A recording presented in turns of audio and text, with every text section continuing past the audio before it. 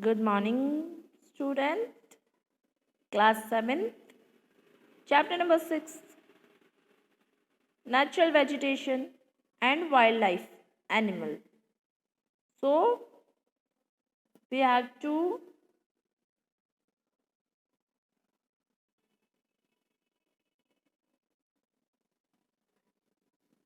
we also completed the most of topic type of forest, characteristic, tropical evergreen, tropical deciduous forest, temperate evergreen forest, temperate deciduous forest, Mediterranean vegetation,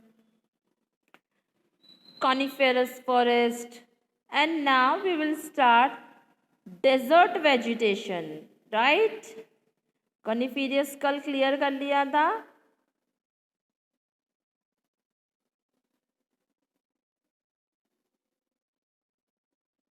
Desert vegetation, these vegetation is mainly found in dry western margin of continent, for example Africa, Australia and South America. Desert word आ गया तो बच्चा लोग कितना अच्छे से समझोगे desert को, यानी रेगिस्तान. अब रेगिस्तान में कैसा वेजिटेशन होता है आपसे अच्छा तो कोई जान ही नहीं सकता, because we live in Rajasthan. It's also called deserted area, right. तो ये मेनली कहाँ पाए जाते हैं? ये Africa, Australia and South America में पाए जाते हैं. Here there is a less than 50 centimetre of annual rainfall. Deserted area वो कहलाते हैं जहाँ पर ईयर 50 सेंटीमीटर से भी कम बारिश होती है. टेम्परेचर इज वेरी हाई, यहाँ का टेम्परेचर बहुत गर्म होता है. vegetation is sparse, there is predominance of shrubs. Vegetation जो है यहाँ के सूखे होते हैं. और यहाँ किस टाइप के वेजिटेशन पाए जाते हैं? श्रब्स यानी झाड़ियाँ. क्यों? क्योंकि यहाँ पर वाटर का डिस्कार है. Animal species found are camel, snake, lizard etcetera. यहाँ पर कैमल सबको पता है, डेजर्ट जो है शिप, कैमल जो है शिप कहा जाता है डेजर्ट का. तो यहाँ लिजार्ड और स्नेक, आप अगर ज्योग्राफी चैनल देखते होंगे बच्चा पार्टी, तो आपको पता होगा कि यहाँ के स्नेक और यहाँ की जो लिजर्ड जो होती है ना, यहाँ के सैंड का जो कलर होता है ना, उसी कलर की होती है. हमें नज़र नहीं आती है. अगर ये चलती भी नज़र आए या कहीं रुक जाए ना, तो इनका कलर और सैंड का कलर काफ़ी टाइम कॉमन होता है. The trees and shrubs such as acacia, mesquite, cacti etcetera. तो यहाँ इस टाइप के ट्रीज देखने मिलते हैं. Small leave with wax coating and thorn to prevent loss of water through leaves transpiration. ठीक है, लीव्स कैसी होती है? स्मॉल होती है और वैक्स कोट की होती है, यानी चिकनी चिकनी सी होती है. क्यों? एंड थ्रोन्स जो होते हैं loss of water through leaves. तो लीव्स इसलिए ऐसी हो जाती है क्योंकि उन्हें इतना वाटर नहीं मिलता. वाटर की स्कैरसिटी है, पानी की बहुत कमी है. Thick stem and bark to store enough water. जो स्टेम होता है वो बहुत थिक होता है. क्यों? क्योंकि वो अपने लिए उतना वाटर कंज्यूम करके रखता है कि उतनी लाइफ तो मिल सके उसको, इसलिए वो बहुत थिक होता है. Long and deep root to reach underground water sources. और जो रूट होती है वो बहुत लॉन्ग होती है और बहुत डीपली इन्वर्टेड होती है, ताकि अंडरग्राउंड वाटर कहीं ना कहीं से उनको थोड़ा बहुत भी अंडरग्राउंड वाटर वो सर्च करके यूज़ कर सके. ठीक है. Tundra vegetation.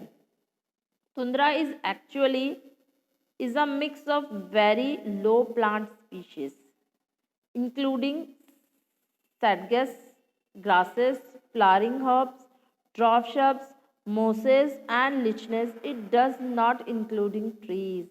देखो, तुंद्रा वेजिटेशन का मतलब सिंपल है, इसमें ट्रीज नहीं आते. इसमें छोटे छोटे से प्लांट्स, छोटे छोटे से हर्ब्स, छोटे छोटे से प्लांट्स के स्पीशीज यही नज़र आएंगे, तो उन्हें हम तुंद्रा वेजिटेशन कहते हैं.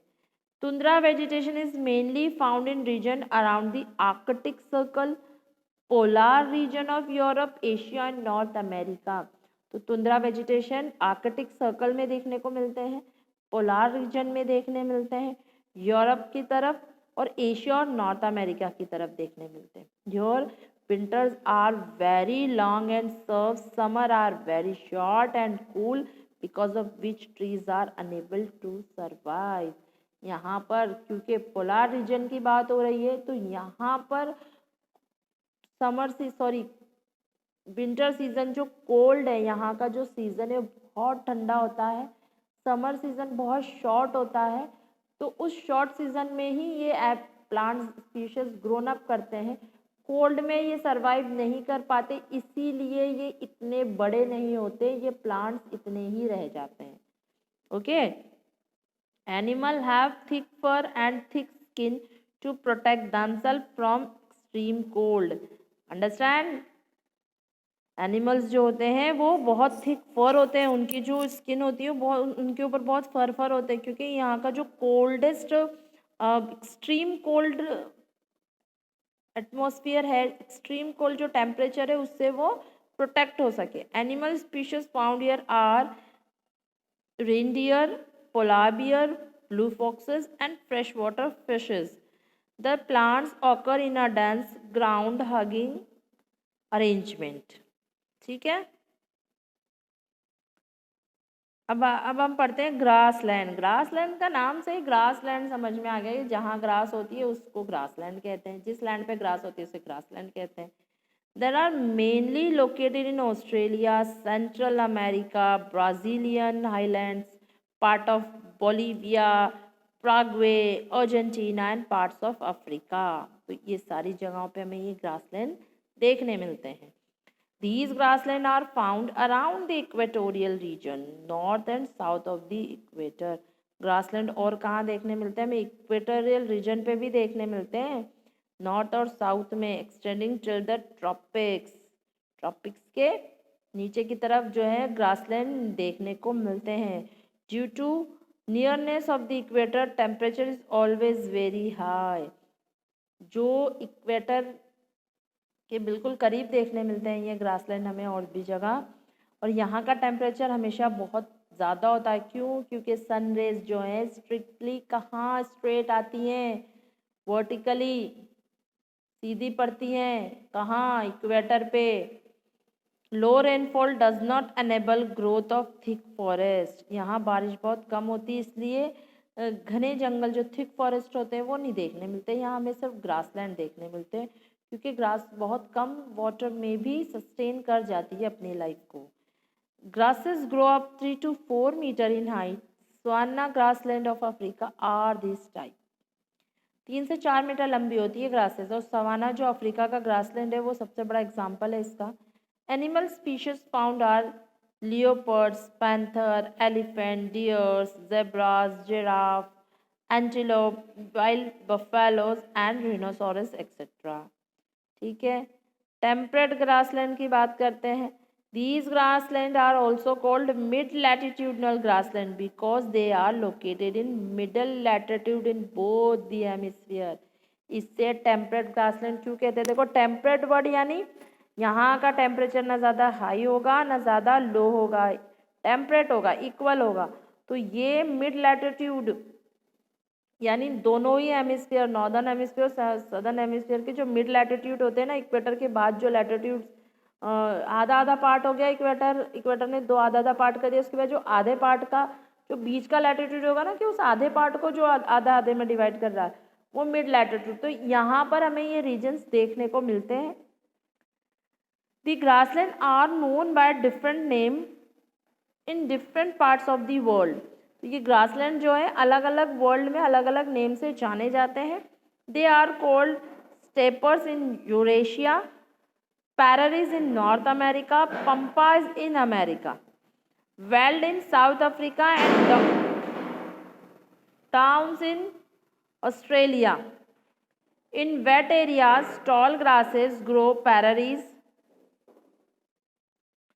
तो ये अलग अलग जगहों पर अलग अलग नेम से इन्हें नोन किया जाता है। पंपास हुआ, पैरारीज हुआ, वेल्ड हुआ, डाउन्स हुआ, स्टेप्स हुए, In wet areas, tall grasses grow parallels. In dry area, grasses are shorter steps. तो वो एरियाज जहाँ पर ग्रासेस बहुत बड़ी होती हैं, वेट एरियाज जहाँ जो गीली ज़मीन होती है, तो ऑब्वियस है जहाँ पानी ज़्यादा है तो वहाँ की ग्रासेस ज़्यादा हाई होंगी, तो उन हाई ग्रासेस को प्रैरीज कहा जाता है।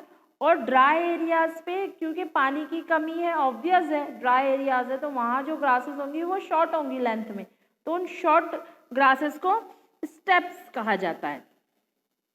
Best suited for cattle and sheep rearing, ठीक है, तो ये ग्रासेस शीप रियरिंग और कैटल के लिए बेस्ट होती है। Most of the grass species are perennial and nutritious, they are well suited as pasture for grazing animal. These grassland have large number of few animal species. तो obvious है grassland है तो वो सारे animals होंगे वहाँ पर जो greenery पे depend होते हैं, और ये grass जो होती हैं बहुत nutritions लिए हुए होती हैं, perennial होती हैं।